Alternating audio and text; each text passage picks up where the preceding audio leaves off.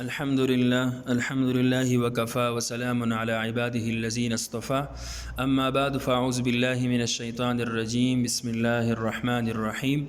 والذين إذا أنفقوا لم يسرفوا ولم يقتروا وكان بين ذلك قواما وقال النبي صلى الله عليه وسلم خير الأمور أوسطها أو كما قال النبي صلی اللہ علیہ وسلم۔ السلام علیکم ڈیئر اسٹوڈنٹس، امید ہے آپ سب خیریت سے ہوں گے۔ آج ہمارا لیسن ہے میانہ روی۔ میانہ روی کا مفہوم بہت وسیع ہے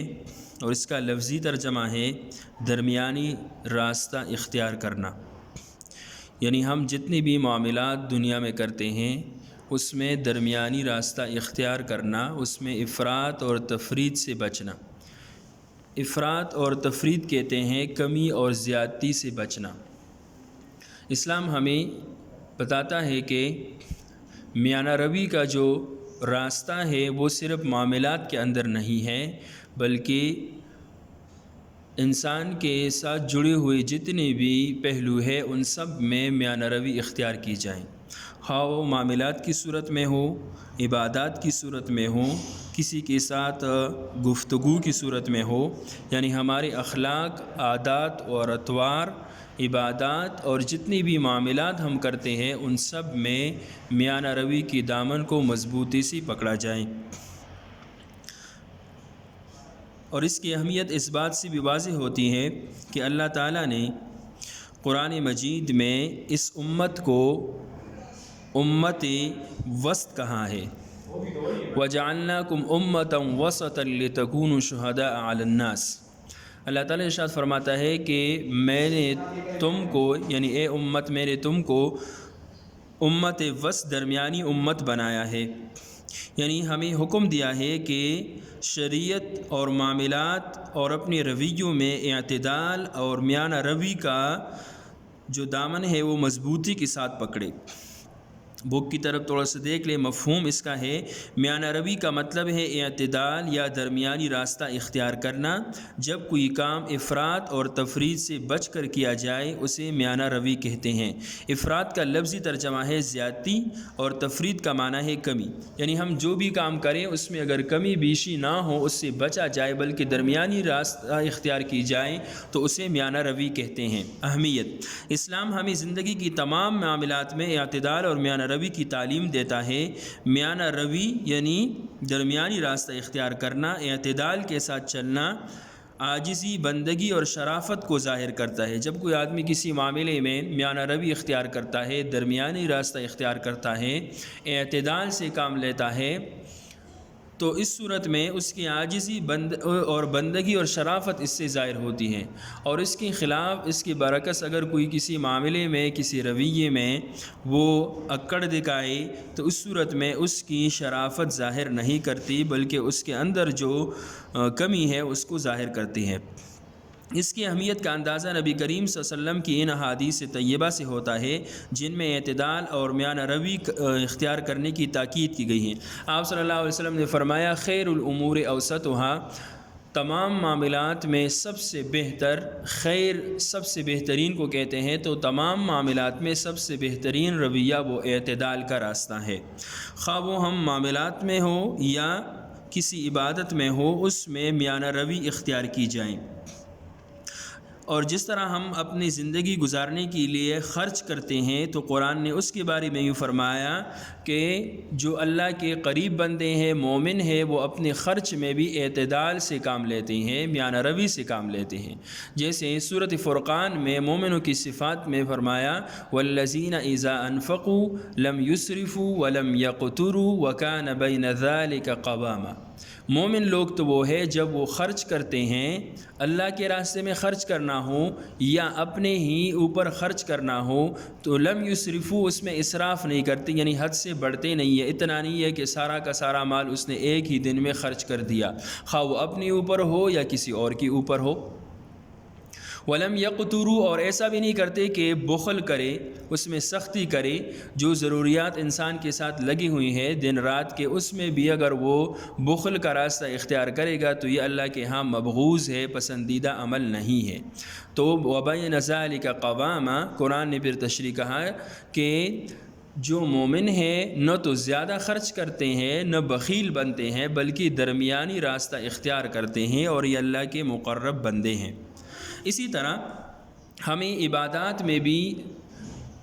درمیانی راستہ اختیار کرنی چاہیے اور اعتدال سے رہنا چاہیے۔ آپ صلی اللہ علیہ وسلم نے روزہ رکھا جس کو صوم وصالی کہتے ہیں، کہ اس میں افطار نہیں ہوتا تھا بلکہ لگاتار روزے میں رہتے تھے، اور اس طرح بڑی بڑی رکعت کی نماز پڑھتے تھے۔ تو صحابہ کرام نے بھی آپ صلی اللہ علیہ وسلم کا نقل اتارنا شروع کیا۔ آپ صلی اللہ علیہ وسلم نے ان کو بلایا اور کہا کہ میں روزہ رکھتا ہوں لیکن اللہ مجھے کھلاتے اور پلاتے ہیں، اس لیے مجھے دنیاوی کھانے کی ضرورت نہیں ہے، تم اس طرح نہ کرو، بلکہ آپ لوگ روزہ بھی رکھو اور ساتھ ساتھ افطار بھی کرو۔ اور دوسرا یہ کہ جو ایک دوسرا آدمی تھا وہ نماز ہی مسلسل پڑھتا چلا جا رہا تھا، دن رات وہ نماز میں مصروف تھا، تو آپ صلی اللہ علیہ وسلم نے اس سے کہا وَلِجِسْمِكَ عَلَيْكَ حَقٌّ وَلِزَوْجِكَ عَلَيْكَ حَقٌّ،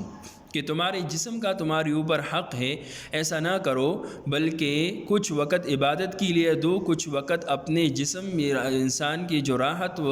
اور سکون کے لیے ہوتا ہے اس کے لیے بھی دو۔ اور ساتھ ساتھ ارشاد فرمایا وَلِزَوْجِكَ عَلَيْكَ حَقٌّ، تمہاری بیوی اور بچوں کا تمہارے اوپر حق ہے، ایسا نہ ہو کہ تم اس کے حق کو تو دباؤ اور صرف اللہ کے سامنے 24 گھنٹے عبادت میں مصروف رہو۔ تو آپ صلی اللہ علیہ وسلم نے اس صحابی کو اس عمل سے رو کے رکھا، اور آپ صلی اللہ علیہ وسلم نے ارشاد فرمایا خیر الامور اوسطها، سب سے بہترین امر اور کام وہ ہے جس میں درمیانی راستہ اختیار کی جائے۔ اور تیسرا آدمی تھا جو ہر وقت مسجد میں بیٹھا ہوا تھا اور گھر کی طرف جاتا نہیں تھا، بلکہ وہ کہتا تھا کہ سارے کی ساری زندگی بس یہی ہے کہ مسجد میں بیٹھے رہو۔ تو آپ صلی اللہ علیہ وسلم نے ارشاد فرمایا لا سیرورۃ فی الاسلام، اسلام میں رہبانیت نہیں ہے۔ رہبانیت کہتے ہیں کہ اپنے گھر بار کو چھوڑ کر، معاشرے کو چھوڑ کر، اور انسان کے ساتھ جو ضروریات لگے ہیں ان سب سے باہر نکل کر کسی ایک جگہ پر ڈیرا ڈال کے وہاں بیٹھ جائیں اور اللہ اللہ کرتے رہیں۔ تو آپ صلی اللہ علیہ وسلم نے اس سے منع فرمایا ہے، بلکہ ایسا نہیں ہے۔ لا سیرورۃ فی الاسلام، اسلام میں رہبانیت نہیں ہے، بلکہ ہم اپنے معاشرے میں رہ کر اللہ کو راضی کریں گے۔ ایسا نہ ہو کہ ہم تو دوسرے کے حقوق کو دبائیں، اپنے اوپر جو دوسرے کے حقوق ہیں، ہمارے اوپر بچوں کے حقوق ہے، ہمارے اوپر والدین کے حقوق ہے، یا دوسرے انسانوں کے حقوق ہے، معاشرے میں رہ کر اللہ کو راضی کرنا یہ سب سے بڑی بات ہوتی ہے۔ اور اگر کوئی آدمی معاشرے کو ترک کرے اور کسی ایک جگہ پر بیٹھ جائیں تو یہ اللہ کے ہاں پسندیدہ عمل نہیں ہے۔ اس لیے آپ صلی اللہ علیہ وسلم نے اس آدمی سے فرمایا کہ رہبانیت اسلام میں نہیں ہے، بلکہ لوگوں کے ساتھ مل جل کے رہنا ہے اور ان کے ساتھ معاشرتی زندگی نبھانی ہے، یہ اللہ کے ہاں پسندیدہ عمل ہے، بجائے اس کے کہ آپ رہبانیت اختیار کریں، کسی ایک جگہ کسی کونے میں بیٹھ جائیں اور اللہ اللہ کریں، یہ اللہ کے ہاں مبغوض ہے اور ناپسندیدہ عمل ہے۔ تو اسی طرح آپ صلی اللہ علیہ وسلم نے ان کو سمجھایا کہ تم لوگ نماز بھی پڑھو اور ساتھ ساتھ کچھ دیر کے لیے آرام بھی کرو، نفلی روزہ بھی رکھو اور کبھی کبھی اس کو چھوڑو بھی، چونکہ تمہارے اوپر تمہارے جسم کا، تمہاری بیوی اور بچوں کا بھی تم پر حق ہے۔ اور آپ صلی اللہ علیہ وسلم نے فرمایا میں نفلی روزے رکھتا ہوں اور چھوڑ بھی دیتا ہوں، اس طرح میں تہجد کے لیے اٹھتا ہوں اور آرام بھی کرتا ہوں۔ یہ ایسا نہیں ہے کہ پوری رات عبادت میں گزار دیں اور فجر کی نماز ہی رہ جائے۔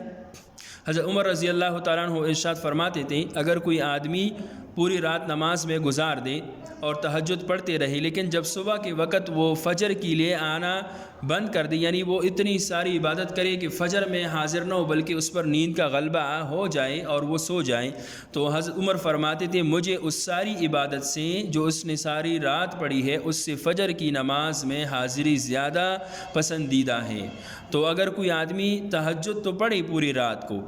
اور پھر سونے کی نوبت اس کو نہ آئے اور فجر کی نماز سے چھوٹ جائیں تو یہ اللہ کے ہاں پسندیدہ عمل نہیں ہے۔ آپ صلی اللہ علیہ وسلم نے فرمایا جب رات ہوتی ہے تو آدمی 3 حصوں میں تقسیم ہو جاتے ہیں۔ ایک گروہ وہ ہوتا ہے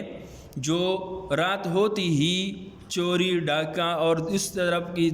برے کاموں کی طرف لگ جاتے ہیں، تو یہ ساری رات ان پر وبال ہوتی ہے۔ دوسرا گروہ وہ ہوتا ہے جو اللہ کو یاد کرتی ہے اور تھوڑی دیر کے لیے آرام بھی کرتے ہیں، تو یہ رات ان کے لیے غنیمت ہوتی ہے۔ اور تیسرا گروہ وہ ہے جو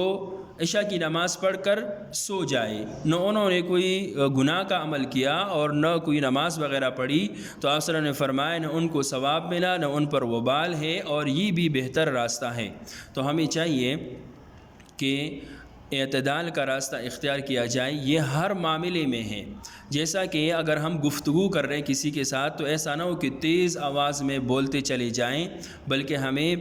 درمیانی آواز میں بات کرنی چاہیے، جس طرح آپ صلی اللہ علیہ وسلم شائستہ گفتگو فرماتے تھے۔ نہ تو اتنی تیز ہوتی تھی تو سننے والے کو تکلیف ہو، اور نہ اتنی دھیمی آواز میں آپ صلی اللہ علیہ وسلم گفتگو فرماتے تھے کہ سننے والے مخاطب کو سمجھ ہی نہ آئیں۔ تو ہمیں درمیانی راستہ بولنے میں بھی اختیار کرنا چاہیے۔ بعض لوگوں کی عادت ہوتی ہے اونچی اونچی بات کرنا، بعض لوگوں کی عادت ہوتی ہے بہت دھیمی آواز میں بات کرنا اور سننے مخاطب کو تکلیف ہوتی ہے، تو اس میں بھی درمیانی راستہ اختیار کرنی چاہیے۔ اس کے ساتھ ساتھ خرچ کرنے میں قرآن میں اس پہ بہت تاکید کی گئی ہے کہ نہ تو ایسا ہو کہ اپنے ہاتھوں کو گردن کے ساتھ باندھ لے یعنی خرچ نہ کرے، اور نہ ایسا ہو کہ ہاتھ کھول کے رکھے بلکہ سارا کا سارا ایک ہی دن میں خرچ کرے، بلکہ ہمیں زندگی کی تمام معاملات میں میانہ روی سے